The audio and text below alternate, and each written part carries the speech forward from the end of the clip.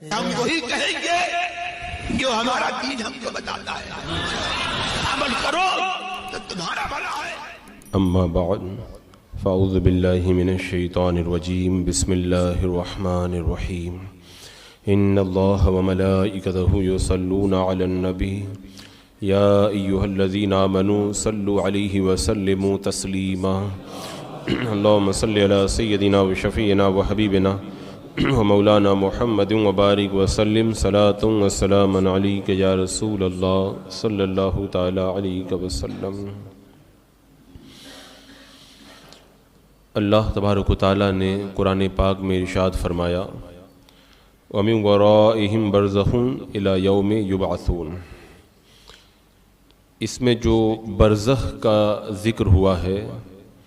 یعنی دنیا یہ ایک عالم اور ایک آخرت، دنیا اور آخرت کے بیچ میں ایک اور عالم ہے جسے برزخ کہتے ہیں، یعنی مرنے کے بعد اور قیامت سے پہلے تمام انسان اور تمام جنات کو ان کے مرتبوں کے اعتبار سے اس عالم میں یعنی برزخ میں رہنا پڑے گا، اور یہ برزخ یہ عالم اس دنیا سے بہت بڑا ہے۔ مرنے کے بعد ہمیں جس عالم میں رہنا ہے وہ دنیا سے بہت بڑا عالم ہے، اور نسبت کے اعتبار سے آپ دیکھیں تو دنیا کے ساتھ برزخ کو وہی نسبت ہے جو ماں کے پیٹ کے ساتھ میں دنیا کو، جو ماں کے پیٹ کے ساتھ میں دنیا کو نسبت ہے، یعنی ماں کا پیٹ کتنی کم جگہ ہے اور دنیا میں کتنی لمبی چوڑی جگہ ہے، تو بس یہی نسبت جو ہے وہ برزخ کے ساتھ میں دنیا کی ہے، یعنی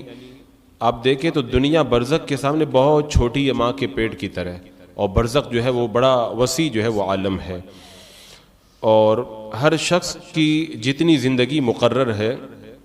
اب اس میں زیادتی اور کمی تو ہوگی نہیں۔ جب زندگی کا وقت پورا ہو جاتا ہے تو اس وقت حضرت عزرائیل علیہ السلام آتے ہیں اور روح قبض کرتے ہیں، اس شخص کے دائیں بائیں جہاں تک مرنے والے کی نظر کام کرتی ہے فرشتے ہی فرشتے اسے دکھائی دیتے ہیں، اور مسلمان کے آس پاس میں رحمت کے فرشتے رہتے ہیں اور کافر کے پاس میں جو ہے وہ عذاب کے فرشتے رہتے ہیں۔ اب اس وقت ہر شخص پر ایک دم روز روشن کی طرح یہ واضح ہو جاتا ہے کہ اسلام ہی سچا مذہب ہے، مرتے وقت سب کو اس بات کا یقین ہو جاتا ہے، مگر اس وقت کوئی اگر ایمان لائے تو اس کا کوئی اعتبار نہیں ہے، اس لیے کہ ایمان غیب پر لانے کا حکم دیا گیا، اب تو سب اس کی نگاہوں کے سامنے آ گیا، اب ایمان جو ہے وہ غیب نہیں رہ گیا ہے۔ تو مرنے کے بعد میں روح کا تعلق انسان کے بدن کے ساتھ میں باقی رہتا ہے، اگرچہ روح بدن سے جدا ہو جاتی ہے مگر بدن پر جو بھی گزرتا ہے روح ضرور اس سے آگاہ ہوتی ہے اور اس سے متاثر ہوتی ہے، جس طرح حیات دنیا میں ہوتا ہے بلکہ اس سے بھی زیادہ، یعنی دنیا میں ٹھنڈا پانی، سرد ہوا اور نرم فرش، لذیذ کھانا، یہ سب باتیں جسم کے اوپر وارد ہوتی ہیں، مگر راحت و لذت جو ہوتی ہے وہ روح کو ملتی ہے۔ آپ کھانا کھاتے ہیں، پانی پیتے ہیں، ٹھنڈی لگتی ہے، گرمی لگتی ہے، یہ سب جسم کے اوپر ہوتا ہے، لیکن جو بھی تکلیف یا آرام ملتا ہے وہ روح کو بھی ملتا ہے۔ تو جو ہے وہ روح کے لیے خاص اپنی راحت و علم کے الگ اسباب ہیں جن سے ان کو سرور یا غم پیدا ہوتا ہے، تو برزخ کے اندر بھی یہ ساری حالتیں رہیں گی، یعنی مرنے کے بعد قیامت سے پہلے جہاں پہ ہم رہیں گے وہاں پر یہ ساری حالتیں رہیں گی۔ مرنے کے بعد مسلمان کی روح اس کے مرتبے کے اعتبار سے الگ الگ جگہ رہتی ہے، جتنا مقام بلند ہوگا اسی اعتبار سے اس کی روح رہے گی۔ کچھ لوگوں کی روح قبر پر رہتی ہے، بعض کی روح زمزم شریف کے کنویں کے پاس میں رہتی ہے، اور بعض کی روح زمین اور آسمان کے بیچ میں رہتی ہے، اور بعض لوگوں کی روح پہلے آسمان پہ، بعض کی روح جو ہے وہ دوسرے، اسی طرح تیسرے پہ، کسی کی چوتھے، پانچویں، چھٹے اور ساتویں آسمان تک مرتبے کے اعتبار سے روحیں رہتی ہے، اور بعض لوگوں کی روح آسمان سے بھی بلند ہوتی ہے، اور کچھ لوگوں کی روحیں تو عرش کے نیچے قندیلوں میں رگی رہتی ہیں، وہ بڑے بلند مقام والے ہیں، اور کچھ لوگوں کی روحیں اعلیٰ علیین کے اندر رکھی جاتی ہیں، یعنی جنت کے جو انتہائی بلند مکانات ہیں وہاں پر ان کی روحیں رہتی ہیں۔ مگر روح کہیں پر بھی رہے اپنے جسم سے اس کا تعلق باقی رہتا ہے، جو قبر پر آتا ہے اس کو وہ دیکھتے ہیں، سنتے ہیں، اس کی بات اسے پہچانتے ہیں، بلکہ روح کا دیکھنا دنیا کے برخلاف ہے۔ دنیا میں تو جو قریب ہوتا ہے وہی نظر آتا ہے، لیکن مرنے کے بعد روح کے لیے جو ہے وہ قریب نہیں بلکہ دور کی چیزیں بھی ویسے ہی نظر آتی ہیں۔ تو اس کی مثال حدیث پاک میں ایسی بیان کی گئی کہ ایک پرندہ پہلے پنجرے میں بند تھا، اب آزاد ہو گیا۔ تو اسی طرح روح پہلے بدن میں بند تھی، اب اس کے بعد میں آزاد ہو گئی، تو اب وہ روح جو ہے وہ اس کی طاقت اور بھی زیادہ بڑھ جاتی ہے۔ اور حدیث پاک میں فرمایا گیا کہ جب اذا مات المؤمن یخلی سربہ یسرہ حیث شاء، جب مومن مر جاتا ہے تو اس کی راہ کھول دی جاتی ہے جہاں چاہے جائے وہ۔ اور کافروں کی روحیں جو خبیث روحیں ہیں، کچھ کی روحیں ان کے مرگٹ پہ شمشان پہ رہتی ہیں، اور کچھ کی روحیں جو ہے وہ اگر دفن کیا جائے تو قبر پر رہتی ہیں، اور کچھ کی روحیں چائے برہوت، یہ یمن میں ایک نالہ ہے، اس نالے میں ان کی روحیں رہتی ہیں، اور کچھ کی روحیں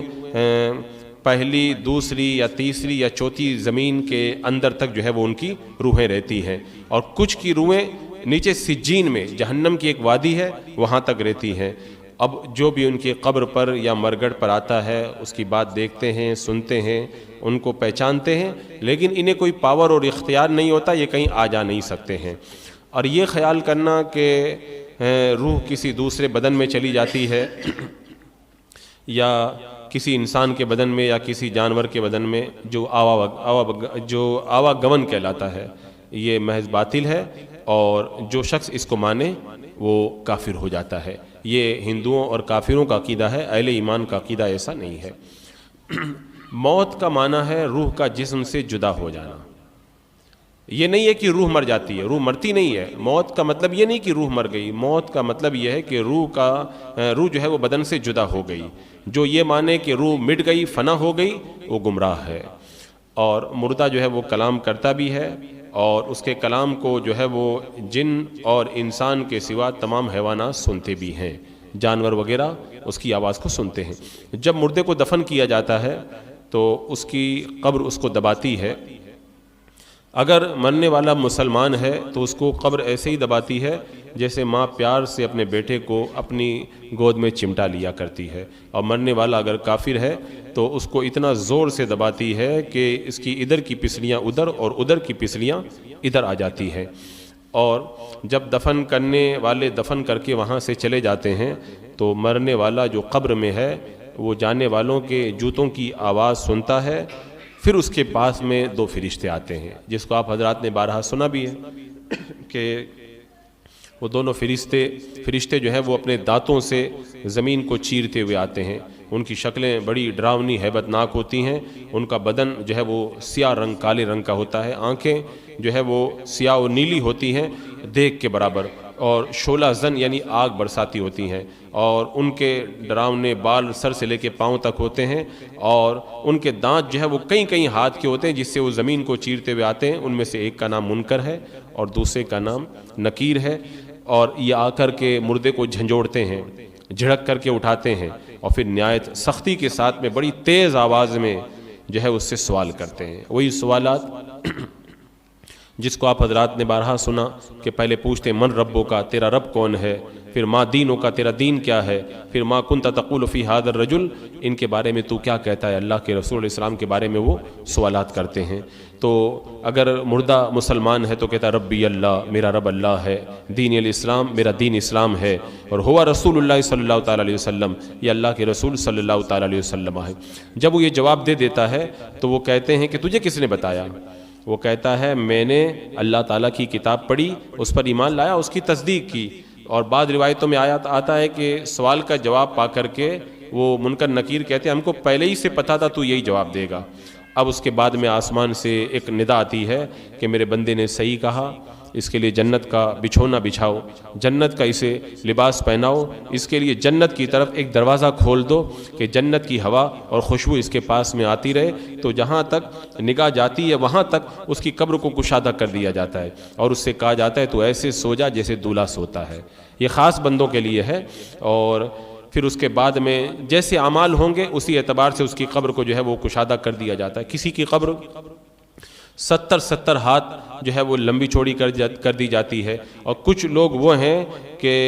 جتنی زیادہ ان کی نگاہ دور تک جاتی ہے وہیں تک ان کی قبر کو اللہ تعالیٰ کشادہ فرما دیتا ہے۔ اب اگر وہ مرنے والا گنہگار ہے تو بعض لوگوں کی قبر پہ عذاب بھی ہوتا ہے ان کے گناہ کے اعتبار سے، پھر ان کے پیر یا ان کے امام یا اولیاء کرام کی شفاعت سے یا اللہ کی رحمت سے جب اللہ تعالیٰ چاہے ان کو عذاب سے نجات عطا فرما دیتا ہے۔ اب بعد نے فرمایا کہ مومن جو گنہگار ہوتا ہے اس پر عذاب جو ہے وہ جمعہ